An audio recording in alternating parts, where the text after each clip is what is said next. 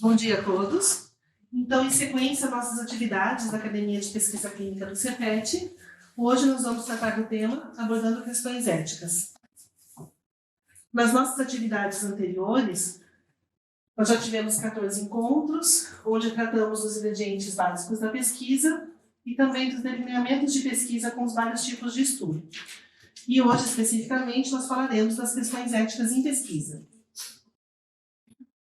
A ética, por definição, é parte da filosofia responsável pela investigação dos princípios que motivam, distorcem, disciplinam ou orientam o comportamento humano, refletindo especialmente a respeito da essência das normas, valores, prescrições e exortações presentes em qualquer realidade social. Especificamente, em pesquisa, a função prioritária da ética é proteger o participante da pesquisa, o indivíduo que se submete voluntariamente a um risco, vivenciando com frequência condições de vulnerabilidade por razões sociais como pobreza, subnutrição, falta de poder, ou por ser portador de doenças que podem ou não ser o motivo do seu recrutamento para o estudo. Uma vez o projeto de pesquisa bem estabelecido e finalizado, o próximo passo seria a execução desse projeto. Entretanto, há um passo muito importante entre essas duas etapas, que é a regulação ética, que nós vamos tratar no nosso encontro de hoje. Para nós entendermos os motivos pelos quais os projetos precisam de uma regulação ética e por todas as etapas éticas que ele passa, é importante entender a história da supervisão e da regulação das pesquisas clínicas. A criação da supervisão regulatória veio com a necessidade de conter os abusos contra pacientes e voluntários no desenvolvimento de pesquisas. Nós temos alguns exemplos icônicos, que é o estudo de Tuskegee, e é o famoso estudo de pacientes feito por médicos norte-americanos em 1932, onde os pacientes foram acompanhados para que fosse pesquisado o percurso natural da sífilis e seus efeitos em longo prazo.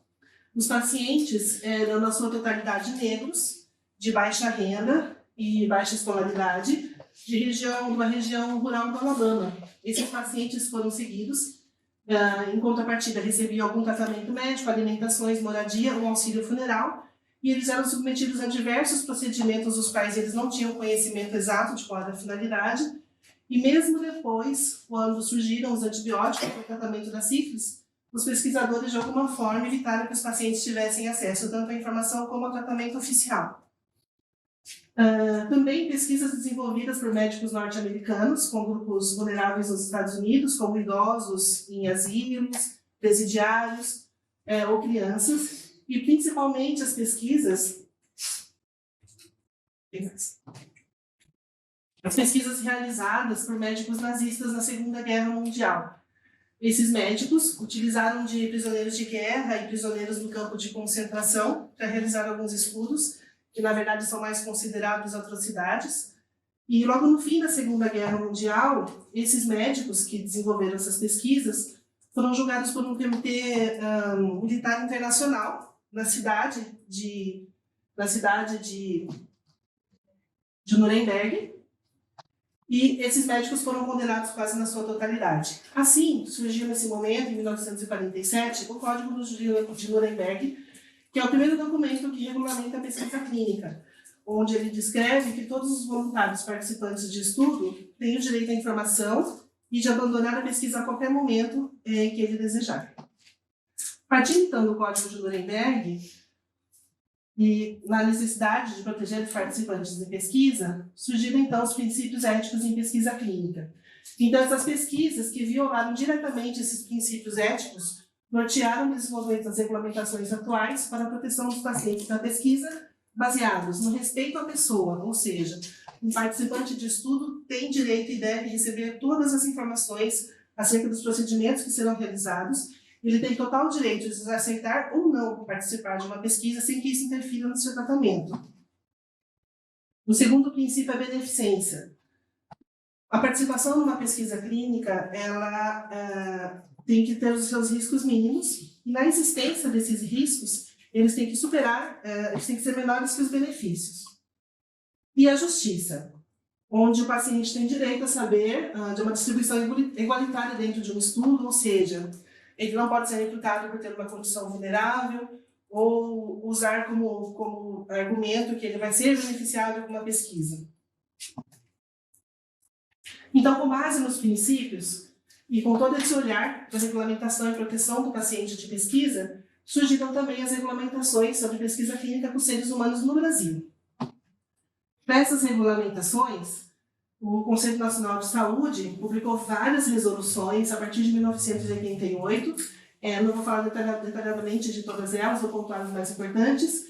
Então, a primeira resolução, que foi em 88, com a necessidade de normatizar a pesquisa clínica. Em 96, uma resolução extremamente importante, onde é criada a Comissão Nacional de Ética em Pesquisa, a CONEP. 96, o Guia de Boas Práticas Clínicas. Em 97, a resolução que delega aos CEPs a apreciação e aprovação final. Foi o momento em que a CONEP se viu sobrecarregada e foi necessário desmembrar as avaliações dos projetos de pesquisa.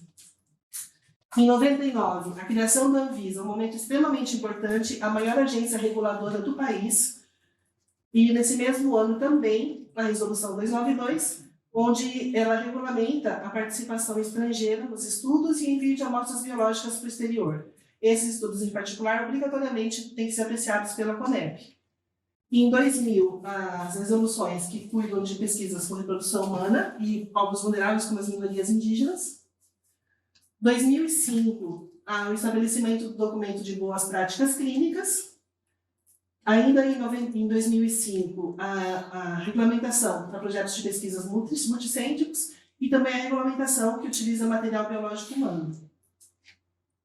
Em 2012, uma versão atualizada da Resolução 466, que é a Resolução Mãe da Pesquisa Clínica. Então, com todas essas regulamentações federais e a intenção da proteção dos sujeitos de pesquisa, 2 pontos importantes essas regulamentações defendem e exigem para o desenvolvimento de uma pesquisa. A primeira delas é a aprovação pelo Comitê de Ética, o CEP ou a CONEP, e a segunda, o consentimento informado. Especificamente sobre os comitês de ética, a CONEP, a Comissão Nacional de Ética em Pesquisa, como falei anteriormente, foi criada através da Resolução 196, que é um comitê independente de influências corporativas e institucionais, com composição multiprofissional e igualitária, e que funciona e faz a gestão com responsabilidade compartilhada com o Conselho Nacional de Saúde de estudos de pesquisas clínicas. E a missão é elaborar e atualizar as diretrizes e normas para a proteção dos participantes de pesquisa e coordenar as redes do Comitê de Éticas em Pesquisa das instituições. A segunda instância é o Comitê de Ética. Os comitês de ética são compostos por pesquisadores, membros da comunidade e pessoas com conhecimento em questões éticas legais no campo da pesquisa, com aprovação obrigatória pelo Conselho Nacional de Ética em Pesquisa. Então, essa composição do comitê é reavaliada a cada 3 anos e, desde sua instituição, e essas reavaliações elas são coordenadas todas pela CONEP, tanto os membros como a atuação do comitê, um número mínimo de projetos avaliados por mês, etc. Também os comitês de ética, ele é responsável pela avaliação e acompanhamento dos aspectos éticos de todas as pesquisas envolvendo seres humanos de forma direta e indireta. Isso inclui manejo de dados, informações e materiais biológicos. E também é responsável por emitir um parecer independente e consistente que contribui tanto para o processo educativo dos pesquisadores, mas como da instituição e dos próprios membros que estão envolvidos na avaliação dos projetos. Então, como função primordial do Comitê de Ética, a proteção pelos participantes de estudo é assegurar que a pesquisa seja eticamente aceitável o seu desenvolvimento. Então, o consentimento informado ele deve ser obtido dos seus participantes ou dos seus representantes legais, a proteção dos direitos e bem-estar desses participantes. O CEP precisa garantir que os riscos se justifiquem pelos benefícios antecipados e pela importância dos conhecimentos a serem adquiridos com os estudos, com os resultados. Que os riscos dos participantes sejam minimizados e, na existência, que eles sempre sejam menores do que os benefícios, a confidencialidade seja mantida e a seleção dos pacientes seja equitativa, ou seja, não se beneficiar das condições dos pacientes para que sejam incluídos no estudo. Então, aqui nós vemos bem a divisão dos princípios éticos que nós falamos no começo da apresentação. Os dois primeiros em relação ao respeito à pessoa, a beneficência e a justiça. Situações que dispensam a submissão de um projeto ao Comitê de Ética. Estudos de gestão e melhoria de processos. São estudos em que o foco dessas pesquisas é voltado para um processo técnico e que a participação não é a avaliação do ser humano, e sim do processo em si.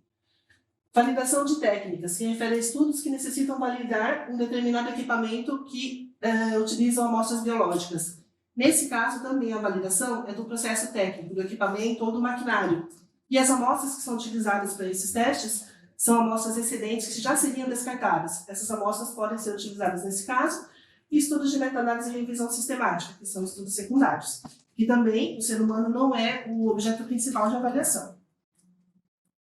E o segundo ponto, o consentimento informado, tão importante quanto a aprovação pelo Comitê de Ética, porque, como nós vamos falar na sequência, um estudo aprovado pelo Comitê de Ética, um consentimento aprovado pelo Comitê de Ética não significa que o processo do consentimento seja bem aplicado. Então, é muito importante observar algumas questões em relação ao termo de consentimento. O termo de consentimento é um documento de caráter explicativo, onde são abordadas todas as questões relativas ao estudo clínico e que possam estar relacionadas à decisão do participante da pesquisa, e assim garantir a sua decisão voluntária. O termo de consentimento, obrigatoriamente, precisa ser construído com uma linguagem acessível e precisa conter esses 10 itens, obrigatoriamente também. O nome, endereço e contatos do pesquisador, a justificativa, objetivos e procedimentos que serão utilizados na pesquisa, os riscos e os benefícios aos quais os participantes estarão expostos, os métodos alternativos existentes ao tratamento que o paciente vai receber na pesquisa, a forma de acompanhamento e assistência por parte do pesquisador responsável, o quanto de responsabilidade o pesquisador tem sobre aquele paciente que participa de um estudo, a garantia de esclarecimentos antes, durante o curso da pesquisa e depois também sobre a metodologia, informando a possibilidade de inclusão de grupo controle para ser informações detalhadas. Deve conter também a possibilidade de retirada de consentimento, em que circunstâncias isso acontece, a importância da manutenção do sigilo e da privacidade dos dados do paciente, ressarcimento ou entendimento de não benefício financeiro. Nós vamos falar detalhadamente mais para frente, mas os pacientes não podem receber por participar de pesquisa, e os locais apropriados para a data e assinatura. Esse é um processo extremamente importante, que é em casos de auditoria, tanto de FDA como de patrocinadores dos estudos, e até mesmo pelo Comitê de Ética. É muito importante que as assinaturas sejam feitas de forma muito limpa, sem rasuras. O paciente deve escrever o seu nome por extenso, o paciente deve assinar e datar. O pesquisador não pode incluir nenhuma informação pelo participante. Essa é a primeira verificação de uma auditoria. Então, às vezes, na pressa ou para facilitar o processo, o paciente está acamado, tem dificuldade de sentar, o patrocinador escreve o nome do paciente ou coloca a data. Isso não pode acontecer. Essa informação é com a própria grafia do paciente, o que significa que o paciente tem condições de estabelecer esse processo de consentimento. Então, nas etapas do próprio processo em si. Essas etapas se iniciam com um convite para o paciente participar da pesquisa. Nesse primeiro momento, ainda não é apresentado o termo em papel. Acontece uma conversa onde o pesquisador, ou a pessoa delegada por ele, para executar esse processo de consentimento, ele deve buscar o momento e condição e locais mais adequados para a aplicação desse termo, para poder conversar com o paciente. Claro, os pacientes acamados ou em UTI têm um perfil diferente, mas ainda assim é importante observar que seja o momento correto para conversar com o paciente. Às vezes o paciente é um paciente que vai ter uma adesão ao estudo e que se interessa em participar, entretanto, aquele não é o melhor momento da apresentação do projeto, isso precisa ser verificado. Também muito importante é prestar as informações em linguagem clara e acessível, evitar termos médicos, termos técnicos, da mesma forma que adequar esse discurso à cultura, faixa etária e condição socioeconômica do paciente. E conceder um tempo adequado para que o convidado da pesquisa possa refletir, consultando, se necessário, seus familiares ou pessoas que possam ajudá-los na tomada de decisão bem esclarecida. Às vezes o paciente tem entendimento da pesquisa, tem condições de consentir, entretanto, para um retorno, ele depende de um familiar, ele depende de um deslocamento com auxílio de algumas pessoas. Então, nesse caso, inclusive, o paciente, se ele não for hospitalizado, ele pode levar o termo para casa, discutir com a família no dia seguinte, retornar para a assinatura ou para a sua decisão. É muito importante esse tempo, porque o paciente não pode sair desse processo com nenhuma dúvida. Então, terminado essa conversa, essa discussão, o pesquisador, então, ele apresenta ao convidado o termo de consentimento para que ele seja lido e compreendido, antes da sua concessão das assinaturas. Que, se o paciente concorda, é feito na sequência, todas as vias são publicadas e as páginas são assinadas, e ao final desse processo, o termo é dividido, então, umas vias iguais, um para o pesquisador e um para o paciente. E é muito importante, é uma regulamentação ética também, que todas as assinaturas estejam na mesma folha, da mesma forma que o termo de consentimento sempre tem que ser feito com cópias frente e verso. Ele nunca pode ter uma folha em branco, então sempre frente e verso. Terminado o processo das assinaturas, uma via, então, é entregue ao participante e a outra fica em poder do investigador nos arquivos do estudo. Em relação ao representante legal da assinatura do termo, os representantes legais são admitidos para a assinatura de termos de consentimento em pesquisas envolvendo crianças e adolescentes, portadores de doença mental, pessoas inconscientes ou incapazes cognitivamente de tomar decisões. Nesse caso, o termo pode ser assinado por seus representantes legais. Quem é considerado representante legal? No caso de incapazes de decidir por si e maiores de 18 anos, o representante legalmente nomeado, ou seja, com um documento oficial de representação, ou o cônjuge, os pais e, por último, filhos legítimos. E no caso de crianças, os tutores legais, os pais e terceiros avós. Entretanto, mesmo com a autorização do representante legal, o participante não tem a suspensão do direito à informação dentro da sua capacidade de entendimento, ou seja, nesse caso é criado o termo de assentimento. O termo de assentimento é uma reprodução do termo de consentimento, entretanto com uma linguagem extremamente facilitada, o que inclui imagens, desenhos, quadrinhos, é quase que lúdico, para que dentro do poder de compreensão do paciente ele ainda assim receba informações acerca da pesquisa que vai ser desenvolvida. E no caso de participantes inconscientes, no primeiro momento da assinatura do termo, assinado pelo representante, e esse paciente volta a ter condições de assinar o termo, tem esse poder de compreensão restabelecido, esse processo de assinatura do consentimento tem que ser refeito. Então, em relação aos pontos mais importantes no processo, é imprescindível que o termo de consentimento seja um convite aos possíveis participantes de pesquisa. Nunca uma coerção, uma imposição, ou usar argumentos de que ele possa ter um benefício maior ou um atendimento melhor dentro do hospital por ser um participante de estudo. Avaliar a capacidade de compreensão e decisão do participante e identificação de vulnerabilidades. É necessário ter essa sensibilidade se o paciente realmente tem condições de decidir por si. Evidenciar com total clareza o poder de decisão do paciente sem que isso afete o seu atendimento. Nas conversas com os participantes nos formulários, deve-se evitar jargão técnico e frases complicadas, isso tanto nos documentos quanto no discurso com o paciente. Em pesquisa que envolvam riscos substanciais ou que sejam controversas, deve-se considerar avaliar a compreensão dos participantes e documentar quando eles conseguem responder corretamente às questões relacionadas à pesquisa. Então, pesquisas extremamente complexas, longas, com muitos procedimentos ou procedimentos complexos, é muito importante que após a aplicação do termo e antes da assinatura, que o pesquisador faça algumas perguntas para o participante para ter certeza de que ele entendeu os procedimentos. E isso deve ser registrado no prontuário do paciente. É muito importante que esse processo seja feito porque a desistência de muitos pacientes se dá nesse momento. Por exemplo, um dos nossos estudos, que o paciente faz 7 coletas de RT-PCR quase a cada 2 dias. É um exame desconfortável e chega, não no nosso centro, mas eu ouvi relatos de no 3º dia o paciente sai do estudo porque não quer mais coletar RT-PCR porque é desconfortável. Então, é muito pior um paciente que retira o seu consentimento ao longo da pesquisa porque não recebeu informações adequadas do que um paciente que recusa entrar no estudo no início da pesquisa. Isso significa que o paciente teve seu direito preservado de escolha e que foi bem informado acerca do procedimento. E na resolução 466, ela coloca bem claramente que há situações em que o termo de consentimento pode ser dispensado quando a obtenção do termo significa riscos substanciais à privacidade e confidencialidade dos dados do participante ou aos vínculos de confiança entre pesquisador e pesquisado. No caso da dispensa, ela tem que ser justificada e encaminhada ao Comitê de Ética, que decide se a justificativa é válida ou não para promover a dispensa do termo de consentimento.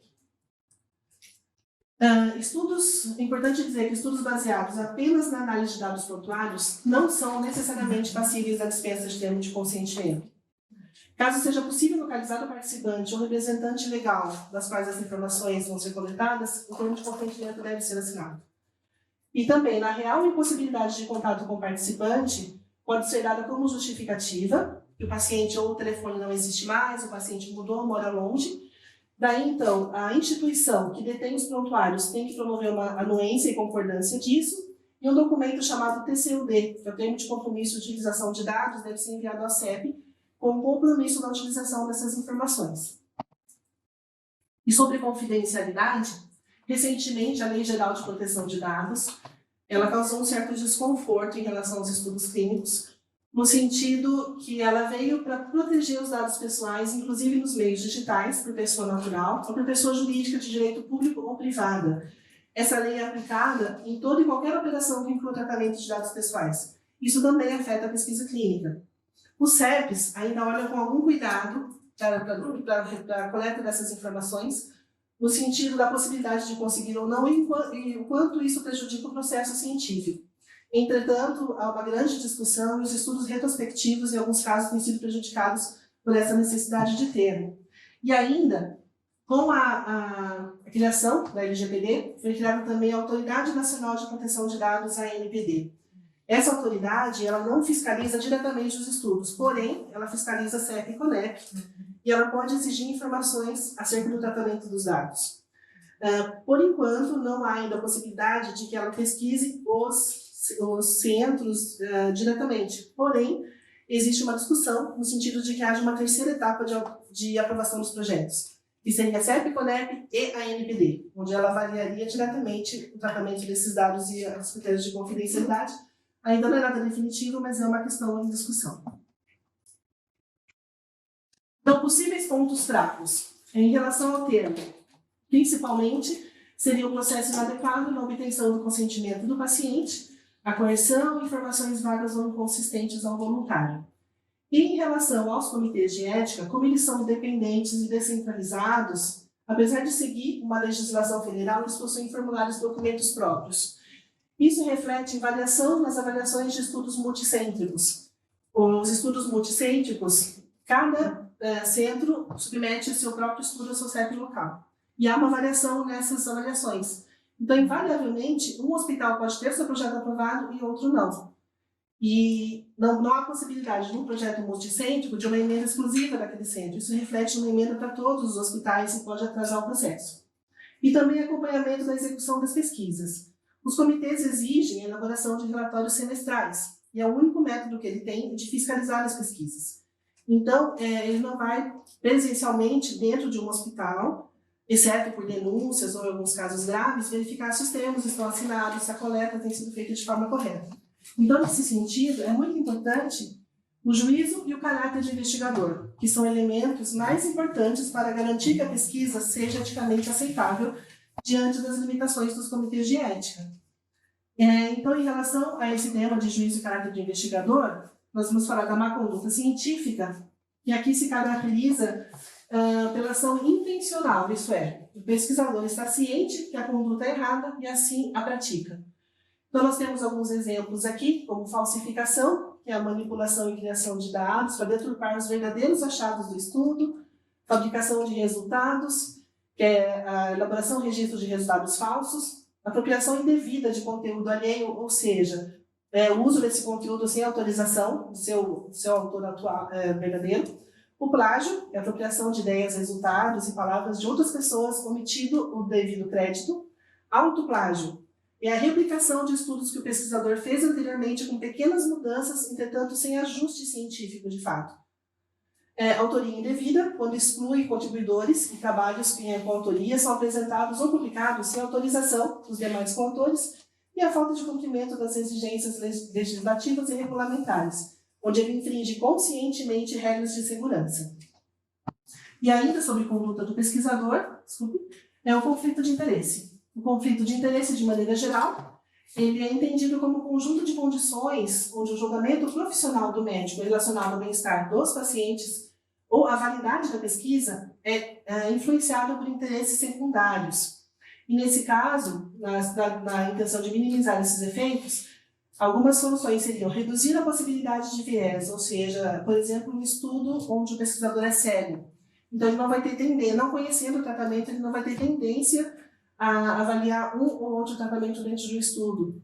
Separar os papéis conflitantes, por exemplo, o pesquisador principal não ser o médico do paciente, para que ele possa avaliar o paciente, de fato, sem nenhum juízo de informações que ele já tem anteriormente. Controlar a análise e as publicações. No caso de estudos patrocinados, por exemplo, uma vez que os estudos são publicados, em contrato, o pesquisador tem o direito de garantir acesso à análise estatística, publicações e dados primários. Explicitar conflitos de interesse. No início da pesquisa, todos os pesquisadores devem evidenciar se há algum conflito de interesse ou não no desenvolvimento daquela pesquisa e gerenciar esses conflitos de forma adequada. E, por fim, questões éticas em tipos específicos de estudo. Nós temos os ensaios clínicos randomizados, onde a vocação do tratamento é determinada pelo acaso, ou seja, pela randomização. O paciente não pode escolher esse ou aquele tratamento. Então, entretanto, é importante que esses grupos, no início do estudo, haja uma consciência de que o paciente não vai ser prejudicado por esse ou aquele tratamento e que ele entenda que ele não vai ter esse poder de escolha. A gente pode usar, por exemplo, no início da pandemia, o caso da cloroquina, onde muitos queriam usar e muitos não queriam usar. Então, nos estudos randomizados, os pacientes não tinham essa opção e muitos não aceitavam participar, ou porque queriam ou porque não queriam usar a medicação. É importante que o paciente tenha esse poder de escolha. Inclusive também que grupos de controle placebo. É muito importante o paciente entender que ele pode sim ser submetido ao placebo. E também pesquisa com dados de materiais biológicos previamente coletados, a necessidade de TSLE a cada nova pesquisa que utilizará as amostras armazenadas. Entretanto, a possibilidade de dispensa, se o termo primário contemplar aspectos específicos e seja aprovado pelo Comitê de Ética. Aí outras questões éticas. Pagamento aos participantes de pesquisa é totalmente proibido no Brasil. Os pacientes recebam pela sua participação no estudo. Entretanto, é importante lembrar que todas as despesas que o paciente tem decorrentes de sua participação no estudo, como transporte, alimentação e até mesmo estadia, essas despesas, sim, devidamente identificadas, devem ser ressarcidas pelo pesquisador do estudo ou pelo patrocinador. Paciente incapaz de consentir e sem representante legal. Nesses casos, se o tratamento oferecido pelo estudo for extremamente importante para o paciente, o CEP pode autorizar que esse paciente seja incluído, desde que esse processo seja muito bem documentado e aprovado pelo CEP. Cuidado especial com populações vulneráveis, que são os pacientes psiquiátricos, populações indígenas, carentes, crianças, jovens, adolescentes, idosos, detentos e presidiários. São populações que também só devem ser incluídas no estudo se o benefício superar muito os riscos e devem ser muito bem avaliadas as condições dessa inclusão desse grupo de pacientes. E também métodos alternativos à obtenção do termo de consentimento. Com o surgimento da pandemia, a dificuldade de contato com as famílias, os comitês têm aprovado a obtenção de termos por videochamada e também por chamada telefônica.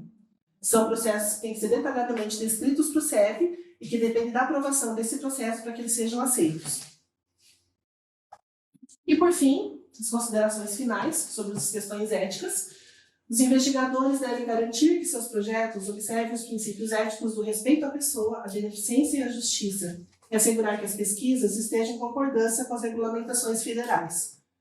Os aspectos mais importantes são o consentimento informado e a apreciação pelo CEP.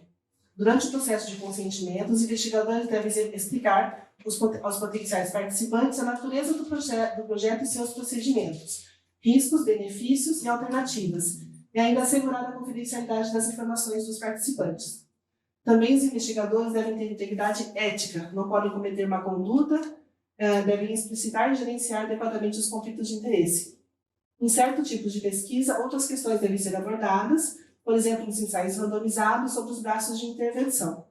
E também as pesquisas que utilizam materiais biológicos ou dados coletados previamente, é importante dar especial atenção à confidencialidade e ao acesso às informações desse paciente. E, por fim, sobre a eticidade de pesquisa, é um assunto muito amplo, com muitos pequenos detalhes, muito filigrantes, que devem ser discutidos, devem ser apresentados ao CEP. O CEP tem todo o poder de instruir todo o processo, desde o início da elaboração do estudo e a sua aprovação. E é muito importante não esquecer de ponderar os riscos, evitar danos previsíveis, ter relevância social, ser justa e equitativa, não ser fútil, respeitar os direitos dos participantes e, principalmente, respeitar a dignidade e a autonomia dos participantes de estudo. Muito obrigada.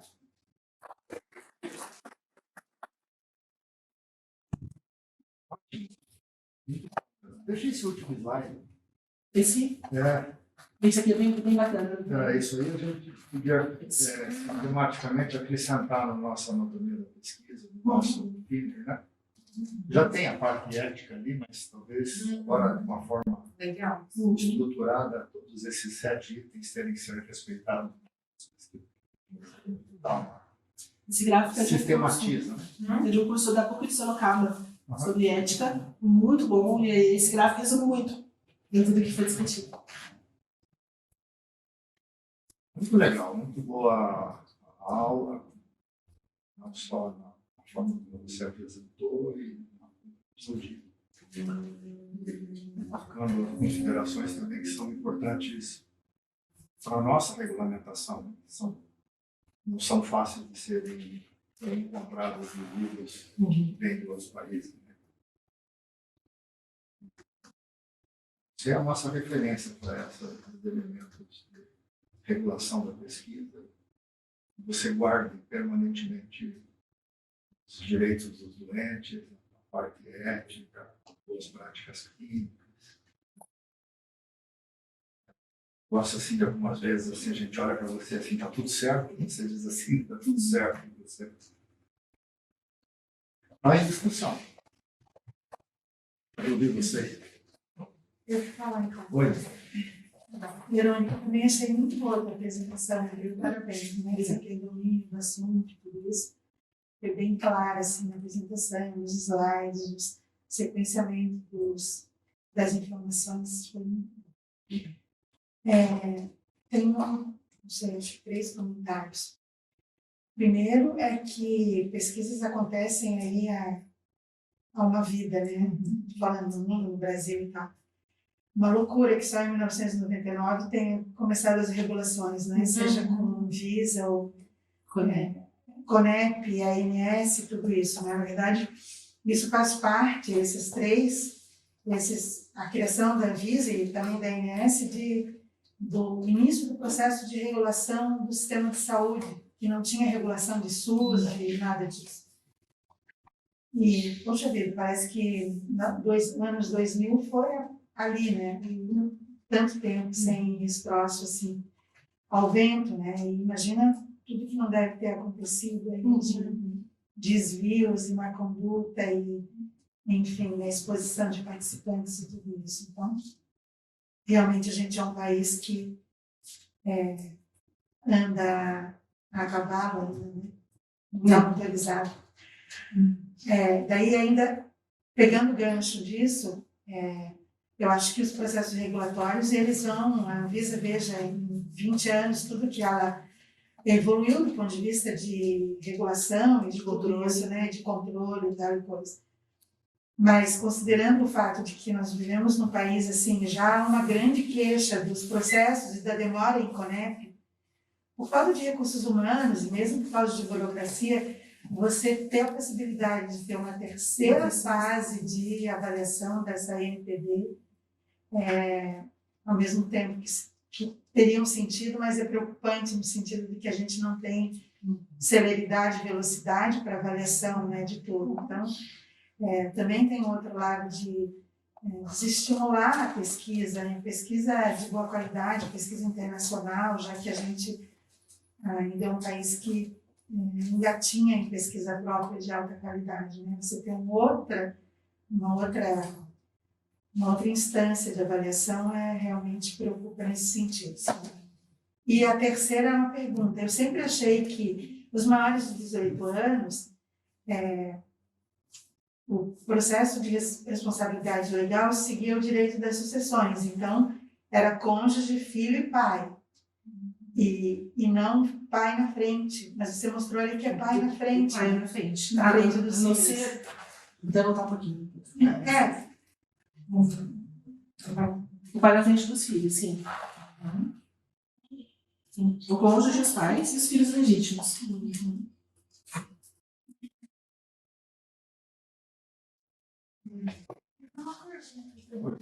Por exemplo, se a pessoa está incapacitada, está inconsciente, daí o representante legal assina o TCLE.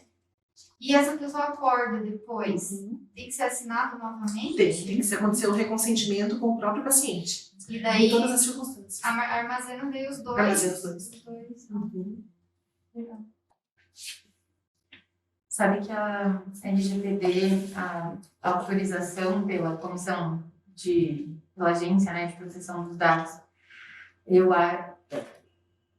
talvez demore, mas acho que é uma realidade que não vai ter como não acontecer, infelizmente. Na Europa já acontece sistematicamente todas as submissões concomitante ao CEP e a Associação de Proteção de Dados nos Estados Unidos. Em especial no Brasil, a LGPD veio no sentido mais comercial do tratamento dos dados. E acabou que a forma como ela foi redigida atingiu também a pesquisa clínica. E o que acontece em pesquisa é coleta de dados. Então, talvez não tenha sido o foco, os ensaios clínicos, mas acabou afetando e vai afetar daqui para frente. Isso não vai ter como dissociar as duas coisas. Verônica, parabéns. Adorei. É um assunto que me agrada muito, é um assunto que eu trabalho, que eu discuto, que eu gosto. Então, é muito importante todas essas informações que você trouxe de uma forma muito pontual e concisa e muito clara. Então, assim, agora só dialogando, né, conversando um pouquinho, é extremamente importante que a gente faça uma avaliação, porque a gente teve as atrocidades, Primeira Guerra, Segunda Guerra, aí começam os comitês, vem o Nuremberg, vem a Declaração dos Direitos Humanos. Mesmo assim, continua, né, todas essas atrocidades com os seres humanos. Aí tem a Declaração de Helsinki lá em 64. E aí o estudo com os sífilis lá, com os negros do Alabama ainda continuava. Então, assim, a gente tem fatos históricos muito tristes, né, que demonstram que as atrocidades mesmo, o comportamento inadequado das pesquisadoras. E aí depois dá uns 20 anos aí, em 99 surge a Luísa. Então a gente percebe que nós, né, aqui no Brasil, a gente tem relatos de situações muito duras também, e que, infelizmente, hoje, mesmo com toda a regulamentação, a gente percebe alguma conduta inadequada de alguns pesquisadores. Por isso a necessidade de brochura de pesquisa, você anexar toda a documentação. Então, isso é fundamental. Isso é fundamental. São coisas tão óbvias, né? Os princípios básicos aí, bioéticos, que estão intrinsecamente, por isso, bioética, entendeu? Então, assim, a gente precisa divulgar isso de uma forma muito efetiva. A gente tem que enraigar isso na cabeça dos pesquisadores, dos seres humanos. Exatamente. Porque a gente está lidando com seres humanos, a gente está usando nas nossas pesquisas para esclarecer, né, várias situações, mas o respeito à autonomia, à dignidade, à manutenção da beneficência é essencial. Então, eu sugiro a gente montar um curso aí de questões éticas, bioéticas, sabe? Para os nossos estudantes aqui, para os nossos residentes, para nós mesmos, para que nós, pesquisadores, a gente esteja sempre revisitando essas questões, para que a gente mantenha sempre fazer da forma mais correta possível. E para a população no geral, que é extremamente importante. Então, parabéns. Eu ouso dizer que tão importante, ou até mais do que a aprovação do comitê da CONEP, é o caráter do investigador. Exato. Porque não há supervisão direta. E se o pesquisador não tiver o conhecimento dessas regras e a sensibilidade de cumpri-las, não adianta. Isso é importância. E isso é só com informação e conhecimento, né, que pode ser ajustado. E o parabéns para a Verônica não é só pela aprovação, não só pela apresentação, mas como o Dr. Álvaro falou, por sempre estar no caminho e sempre voltado a seguir essas questões éticas todo o tempo e nos auxiliando nesse processo. porque, e eu concordo com a Eliana, é super importante que isso seja sempre revisitado, porque por mais que, às vezes até pesquisadores já experientes ou que já até trabalham com ética em comitê e tudo, às vezes é pela pressa, é pela correria do dia a dia, é por uma coisa ou outra que se esquece de atropela, e questões éticas não podem ser atropeladas, né? Não existe meio certo. Não existe, e assim, é um consentimento que eu posso só falar para o paciente. Não, o paciente tem que ler, você tem que oferecer para ele ler. Se ele não quiser ler, ok, você tem que oferecer, precisa. Você lê Você para tem ele, que você não ler quiser. para ele se ele não quiser, né? Você tem que ler para ele, é aquilo tudo. Então, tem, né? Certificado que ele entendeu. Certificado que ele entendeu, né? Tudo tem que estar descrito, isso é muito importante mesmo. Parabéns, Vivi. Bom, eu gostaria de fazer duas perguntas, primeiramente, agradecer muito a aula. Eu sou um pouco leigo no assunto sobre ética na pesquisa, porque dentro da faculdade a gente já tem os dados todos liberados para a gente, então a gente não precisa aplicar nenhum consentimento ou nada. No entanto, gostaria de saber, em relação a estudos randomizados cegos, caso o paciente assine, ele toma medicação, ele não sabe a medicação que ele tomou, mas que, caso ele queira quebrar esse cegamento, ele pode? Como que ele tem que tomar essas providências para que seja feita a quebra? O paciente, ele é dono dos seus dados. Marcelo, né? Pode tudo. O paciente pode tudo, ele é o dono dos seus dados. Eu nunca vivenciei uma situação, mas se o paciente disser que quer entender que medicação tomou, ele tem esse direito. Da mesma Tudo. Ele sabe disso tudo, exatamente. Da mesma forma que em ocasiões que ofereçam risco ao paciente, ele tem um evento adverso grave e é necessário saber qual medicação ele usou, esse cegamento também pode ser quebrado. Isso pode ser feito. Mas em suma, o Com paciente, responsabilidade do investigador, ele é obrigado. ele é obrigado a fornecer essa informação. E também conhecer na beira do leito. Porque se o paciente tem algum evento que pode estar relacionado com uma droga, ele não sabe qual que é, ele precisa de saber. Porque às vezes tem algum motivo, uma coisa que ele tem que mudar, alguma coisa que ele tem que trocar. Né? Então, também pelo cuidado do doente. Exatamente. É o princípio, o benefício e a eficiência, né? Exatamente. Os benefícios. Autonomia absoluta do doente. O pesquisador tem sempre que querer fazer o bem. Permanentemente, é o princípio da beneficência. Antes de tudo, nunca fazer o mal, né? O quarto ali. E é um princípio que sustenta tudo que é o sentido de justiça. Você tem que distribuir o bem da forma mais equitativa possível, igual para todo. Não é igual, mas equitativo. Cada um merece o melhor de você. Né? E tem o outro lado da justiça, que é a parte regulatória. No final das contas, esses 4 princípios eles abordam todos os Os pilares. Acho ser o mais legal assim é aquela coisa assim, queira sempre fazer o bem. Tome sempre as melhores decisões querendo fazer o bem. E aí veja se as outras são satisfeitas. E essa questão ética, já são É tudo dirigido para o doente, né? Ela é orientada para o paciente. Não pode ser feita por pesquisador.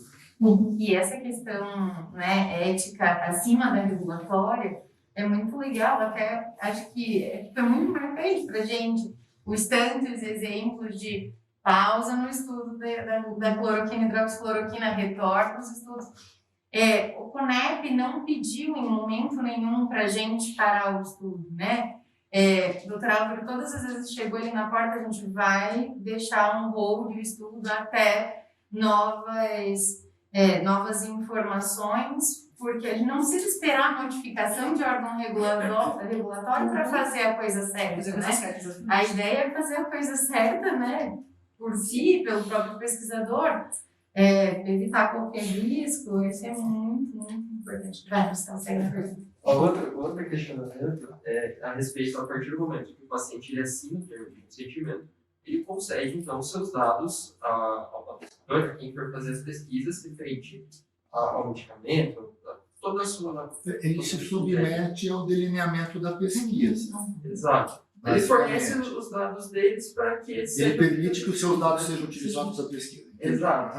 A partir do momento que o estudo possa se encerrar, ou até mesmo antes de se encerrar, ele pode chegar e pedir para que os dados deles não sejam publicados e que os dados dele não sejam Ele se retirar a qualquer momento. Eles têm que retirar o terceiro. Isso pode fazer isso. E aí, como que seja como que é o procedimento do patrocinador, ou um momento assim? Só pede esse informação. São duas situações. Se ele pede a saída do estudo, os dados anteriormente a essa saída que foram coletados permanecem no banco de dados. Entretanto, ele tem o direito de pedir que seus dados não sejam utilizados. Então, nessa situação, entra a questão da confidencialidade. Pode acontecer do patrocinador não conseguir identificar exatamente os dados daquele paciente pontualmente. Então, nesse caso, ele documenta que os dados não são possíveis de ser identificados pela confidencialidade e relata que o paciente não autoriza a utilização desses dados. Portanto, ele não vai ser identificado. Na possibilidade de identificação, os dados não podem ser utilizados. Então, são duas situações distintas. Utilizar o que foi coletado dali para trás ou, de fato, excluir se houver possibilidade de identificação do paciente. E em caso de questionários não identificados, eu lembrei disso, de uma situação pontual. Às vezes a gente pede consentimento também para questionários não identificados. Então, a pessoa não tem nenhum dado pessoal no questionário, tipo e-mail, CPF, nome, nada, mas ela consentiu. E aí que é o que acontece de o dado não poder ser identificado. Sim. Então, é importante que no TCLE esteja descrito também que esses dados não vão poder ser identificados. Então, ele pode tirar o consentimento, mas ele não vai conseguir, o pesquisador não vai conseguir tirar o dado dele. A não ser que haja possibilidade, ele se compromete, havendo a possibilidade de identificação, a não utilizar os dados. Essa questão da confidencialidade supera isso. Uma coisa? Só os parabéns para a Verônica, como eu fico de frente para ela, eu vejo a seriedade dela de, a cada momento, pegar o protocolo e olhar, não, está assinado. Ah, não tem que assinar esse. Ah, vamos. Isso é importante de saber que quando a doutora preocupa com a celeridade, com a demora da liberação, da avaliação da provável próxima etapa de avaliação, saber da seriedade que é o processo que a gente está ali, que é o processo CEPET, né? Que é aquela idoneidade que você comentou agora há pouco. Pode ter 1 milhão de avaliação, mas se o investigador, o pesquisador não tiver caráter, ele vai fazer, ele vai arranjar um jeito de burlar esse processo. E assim, e a gente também já está dando um passo à frente, né? Quero puxar um pouquinho de sardinha. O Altemar e a gente estava comentando com o Guilherme da informática, para a gente já dar um passo à frente nessas questões das produções dos dados, para que a gente não tenha nenhum intercurso daqui para frente, se por vir acontecer. Eu acho que a gente já está, espero eu, fazer parte desse passo aí, te dar os parabéns mesmo. E é igual eu falei, a gente fica de frente lá, aí é a convivência, né? A convivência a gente vai pegando isso. Obrigado por ter a honra de poder participar disso aí, cara. Seja bem-vindo, Bruno. Obrigado. Bem. Bom, para mim foi muito bom. Eu acho que essa questão ética, não só dentro de estudo de pesquisa, como a doutora falou também, acho que tem que ter um pouco mais, estudar um pouco mais isso com a gente na parte da residência, tem que extrapolar isso também no nosso dia a dia. A gente vê como falta, às vezes, a gente fica na dúvida, isso aqui é ou não é? Aonde que esbarra? Né? O que eu posso fazer, o que eu não posso fazer na nossa prática diária mesmo. E a gente entendendo isso na nossa prática diária, a hora que a gente for virar pesquisador, a gente for ajudar numa pesquisa, eu acho que isso vai ficar muito mais claro para a gente qual a melhor maneira de agir. E queria agradecer, acho que muito bom mesmo. Para mim vai ser uma experiência super boa esse mês. Sempre fui totalmente assistencial na minha formação, os quase 7 anos de formado também. Então, sair um pouquinho dessa parte e ingressar agora com vocês aqui, isso para mim vai ser, com certeza, muito enriquecedor, vai ser bom demais. Agradecer a todos. Uma coisa só, né, Kelly? Sim, Te ouvir um pouco. Primeiramente, gostaria de agradecer, né, essa oportunidade de estar participando com vocês aqui. Estou assumindo um grande desafio de estruturar, né, e reorganizar um departamento de ensino e pesquisa. lá na Santa Casa, Santa né? Casa. A doutora Leal, acho que não te conhece, Isso. mas ela foi contratada lá pela Santa Casa e a gente está fazendo uma parceria e ela está, né? Participar aí das aulas, né, para ter um pouco mais o conhecimento de vocês, né, perante a essas ações. E o que me deixa mais preocupada hoje dentro do departamento é essas questões da conduta ética, né, das questões éticas. Porque, querendo ou não, os nossos residentes eles têm facilidade dentro da instituição. Então, essa questão de aguardar, né, o parecer do Comitê de Ética para iniciar uma coleta de dados, né, começar todo esse processo, é uma coisa que a gente precisa firmar dentro da instituição, né? Principalmente essas questões também da proteção dos dados do paciente. Hoje, infelizmente, a tecnologia ela está a nosso favor, mas também pode nos levar a grandes problemas. Então, tirar foto de prontuário do paciente, né? Se destinar a essa divulgação de dados. Entendo que toda pesquisa tem risco, mas a gente tem que pesar o máximo possível para a minimização desse risco, até mesmo a ausência desse risco, né? Principalmente focando ali nas questões do paciente. E eu vejo também que quando envolve, né, a pesquisa quando envolve o participante, quando a gente tem um participante que já é profissional, por exemplo, quero fazer uma pesquisa relacionada à parte de uma análise do profissional. Eu já tive situações do profissional, ele, às vezes, faltar alguns aspectos éticos também, né, nessas questões, como, por exemplo, vai responder um questionário e responde de qualquer maneira. Então, assim, né, direcionar e mitigar essa informação também para todos os participantes de uma maneira em geral, né, isso óbvio vai depender do objetivo da pesquisa, mas focando ali nos aspectos, porque é importante a pesquisa para a melhoria, como você falou ali, né, a melhoria do processo de um trabalho e também, né, para os aspectos ali do nosso próprio paciente, visando bem, né, a melhoria da assistência de uma maneira geral. Então, querendo ou não, é um grande desafio para nós, estou muito honrada de estar aqui, agradeço imensamente e espero aí poder contribuir também com vocês. Tudo bem, foi um belo momento nosso, né? Não só da aula, mas sentir que está todo mundo, né, chamando para si essa responsabilidade. Acho que a ética é um problema de todos nós, né? Ela não pode ser faltada em nenhum lugar e enfim, vocês estão absolutamente comprometidos em fazer o bem, fazer da forma certa. Então, sempre que houver alguma falha, não deixa a gente incorrer nisso, protege o outro, chama a atenção do outro, para que a gente possa, como grupo, crescer de uma forma sempre sustentável e ética, e sempre pensando no doente e fazer o bem. Tá bom? Obrigado.